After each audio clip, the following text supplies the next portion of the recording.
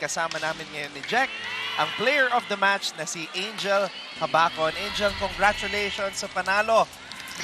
Ang unang tanong, injured ka ba talaga? Oo nga Kasi yung laro mo, grabe.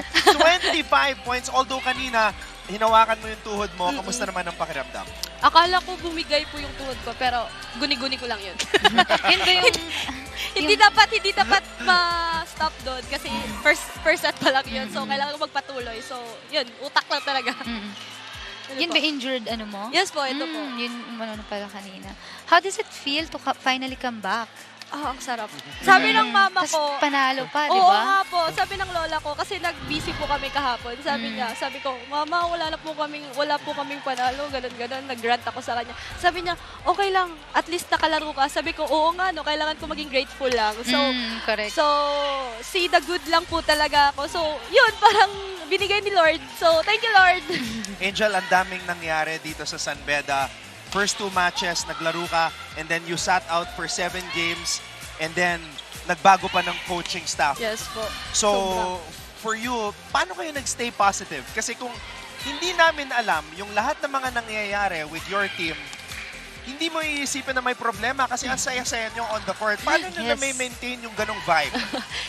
Yung first 2 games ko po talaga, pilit na lang yun kasi may iniinda na po talaga ako nun. So, sinit out na lang talaga ako nung remaining 7 games. So, yung positive vibes namin ngayon, parang sabi namin, hindi kami magpapa-apekto sa lahat ng nangyayari outside sa ano namin. So, ang paglaro talaga, laro lang yung iniintindi namin. So, yun, parang ang gaan-gaan lang kasi wala nang burden, wala nang umihila sa amin. So, yun, ginawa namin yung best namin, nag-enjoy kami, and naghihilaan kami pataas po para kaming lahat nasa tuktok po. So, ganun po. Ayun, kanina nakita ko nililid mo talaga yung team mo kanina. Tingin mo, bakit mahalaga na ilid mo talaga yung team mo kanina? Kasi po, alam mo po yung, parang sa isa lang po kami ng sistema po. Para isang sistema lang po yung inaano namin.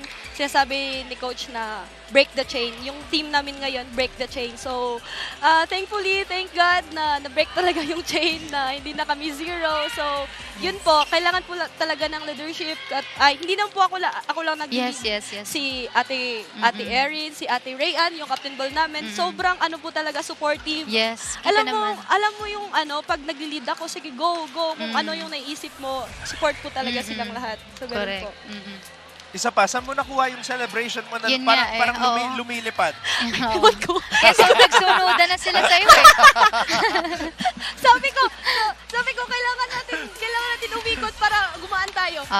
Yan nga, yun napansin ko kanina. Talagang nagsunuran na sila eh. Yun ang importante, Jack. Yung may Yes. sumunod sa kanya. Yes. Ang Kung weird wala. naman iniwan sa ere. Okay. Yes. Angel, pwede mo na batiin lahat ng mga nanonood kayo.